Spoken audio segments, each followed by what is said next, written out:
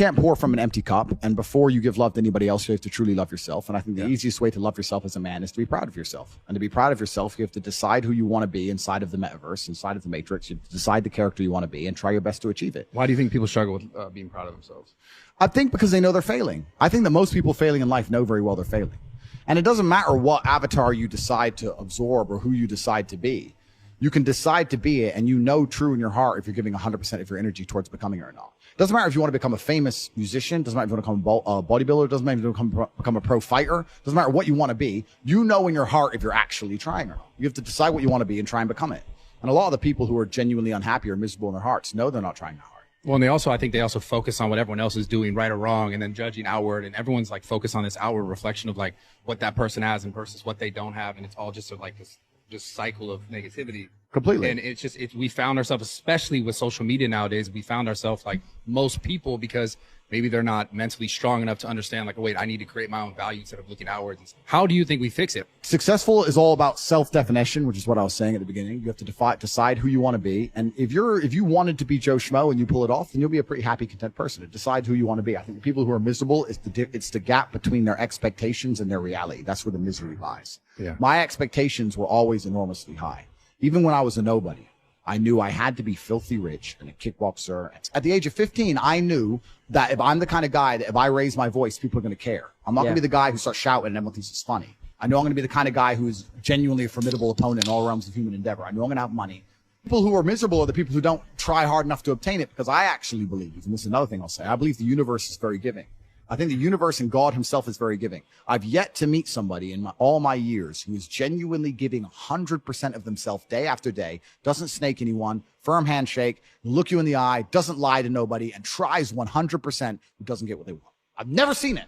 Every single person who doesn't have what they want, there's something in their story that doesn't quite add up. I've yet to see some guy have you ever seen a guy who eats right and trains his ass off and never misses a gym session, ever not grow?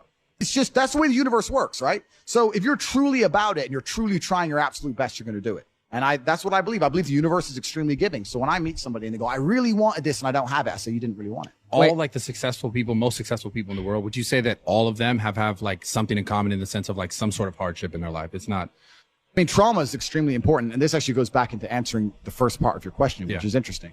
There's a study I read about stress. And it was saying that stress has a placebo effect attached to it, because the placebo effect is extremely powerful. So they found some of the most stressed people in the world, and they split them into two groups. And they're all equally stressed. They all have a bunch of cortisol in their blood. People who believed that stress was bad for you and that stress can hurt you, and they believed those media articles, were dying earlier. They were having heart attacks and they're having stress-related illnesses. The people who believed the opposite, who just said, stress is part of being successful. I like stress. When I feel stressed, I do my best. It makes me anxious. It turns my brain on. I like being stressed. Lived longer than average. Point is, the same drug, how you look at it and how your body anticipates it, how you feel about it, affects the real world results. Which goes back into what you were saying earlier about the jealousy. You're saying people look on social media and they get jealous and it demotivates them. That's because they decide to be demotivated by it. Do you know what happens when I get jealous of somebody? I fucking beat them. If I look at somebody who has something I ain't got, I will take it from them by hook or by crook. Love it. I wish someone could make me jealous. It's hard now. I got everything. I wish I could look at somebody and go, fucker, I'm going to beat you. Would you say jealousy is the #1 bark for motivation? Well, I don't think motivation is a real thing. I don't believe in motivation as a concept. I think discipline is real, and I also think discontentment is real. And I don't think it's possible for anybody to stay in a scenario where they're truly uncomfortable. If you fall asleep on your arm and your arm really starts to hurt, even in the deepest sleep, you're going to wake up and move your arm. If you sit there and your life has been in a rut for 7 years, you are semi-comfortable in that rut. Sure, there's days you're pissed off. Sure, you're semi-annoyed by it. But there's also days where you just play video games, eat pizza, and you're kind of cool with it, and it's no big deal. If you were truly unhappy and uncomfortable and discontent with your scenario, you wouldn't be in it. So I don't believe there's anybody who's truly... When I was broke, I couldn't sleep. I was saying that, please understand me. When I was broke, I couldn't sleep. I'd be trying to go to bed thinking, how the fuck these people have Ferraris? I want a fucking Ferrari. I couldn't sleep. People aren't taught to be self-aware anymore. People are taught to just like I said, look at that guy, what he has, and be mad that you don't have it. Or like, if something's going on with me, I don't want to look inside and say, what's actually happening with me? Why am I this way? Why am I the person that I am today? But I want to figure out deeply, how do you think a man, specifically in this case, is able to look at themselves more comfortably without holding the judgment, the fact that they don't have the stuff over themselves? Because completely, you're totally right. I think there's two answers to the question.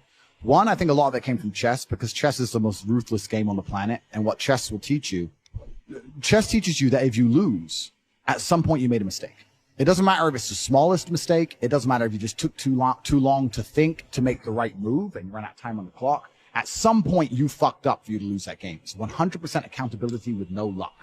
That's what's so important about learning chess. That's the first thing. And the second thing is, you need to, as a man, adopt the mindset that absolutely everything that happens to you is completely and utterly your fault, whether it's good or bad. Most men don't have that. When the Matrix was attacking me and they were destroying me, when they're calling up my exes trying to get fake fucking charges on me and put me in jail, when they close my bank accounts and I use $10, $11 million, when they ban me across all social medias and lie about me, when they harass my family, I'm sitting there going, this is my fault. All of this is me. I got here. It's my fault. I'm not going, that was unfair. It was orchestrated. The NGOs worked against me. Because that is not helpful. So it's accountability. It's 100% accountability in all things. But also, when I go out there and I start the Bugatti, it's like, that's me. This is my fault. The car is my fault, and the big house is my fault, and everything that ever goes wrong is my fault. And the failures. Yeah, absolutely. You have to take complete and utter accountability for everything. You can't make excuses ever. Yeah. There's never an excuse. And you're right. People try and put things on the outwards on the outside. It's interesting. I remember watching Forrest Gump about 5 years ago. I was on a plane. I can't remember where I was flying. And the beginning of Forrest Gump has a scene in it when he's sitting on the bench at the beginning. Think about Forrest Gump. He's sitting on the bench at the beginning, and there's a feather lands on him, and the movie begins. Yeah. What they're saying with that is Forrest is the feather, and life has just pushed him all over and put him in all these unusual scenarios. Life has directed him everywhere. Yeah. That's what it's saying. Sure. And if you're going to be the guy and you're going to allow life to happen to you and you're not going to happen to life, then you're at mercy of the wind. Perhaps it might work out okay, but it might not, right? So you have to be the guy who goes, okay, the wind's blowing in this direction. Fuck them. I'm doing this. You have to come to life. You can't let life come to you, because if you let life come to you, then you're going to be living inside of a matrix and a system which is designed not for you to live your best life. It's designed for you to comply. How do you think men can build more confidence in like deciding their life instead of just letting it be decided for them? Yeah, so they have to take absolute responsibility, which is the first thing. The second thing, they have to get competence, and competence is going to allow you to have confidence. You're not going to be good at shit if you're bad at shit. You have to be good at things. You're only going to be confident at things if you're good at things. I know what I'm good at and what I'm bad at. So you have to go out there and take risks, and you have to make mistakes, and you have to risk it all. And once again, this comes down to competition. I think competition is such an important thing in the masculine world. I grew up in the chess world, then I went in the fighting world. It was all extremely competitive. It's competition driven. You can't make excuses. If I sit here and say I lost the fight, cool, you lost the fight. But I lost the fight, but my gloves, when they were wrapped up, my hand was hurting, and then they excuses. Like, you have to understand that excuses don't matter. Nobody cares. Life's binary. Winners or losers. And you just have to take absolute responsibility for it. People are so caught up when things happen. This is why this happened to me, because of this, because of my childhood, because of my past trauma, because of my life, whatever. Yeah. But people are so not taught to like look inwards and go towards those things. Well, I think you think playing victim is it's an easy way out. Yeah. It's a laziness. It's an easy way out. It's a good excuse. And it also makes you feel better about yourself. Me and my brother have another thing we do. We do this all the time. If either of us are ever complaining about anything, we shut each other up by saying, do you want therapy? If you don't want therapy, what are you talking about? The main reason people complain about things is to get a dopamine rush, right? I'm unhappy, but if I sit there and I complain about it and you give me a little bit of sympathy, I feel better. Dopamine. That's why they're complaining for dopamine. If someone comes to me and complains about something, the best thing I can do for them, because I'm a philanthropic, nice man, because I'm Mr. Nice, is tell them to get fucked. I don't care. Shut up. A lot of this comes down to your social circle. Because there's a whole bunch of guys out there whose friends accept excuses.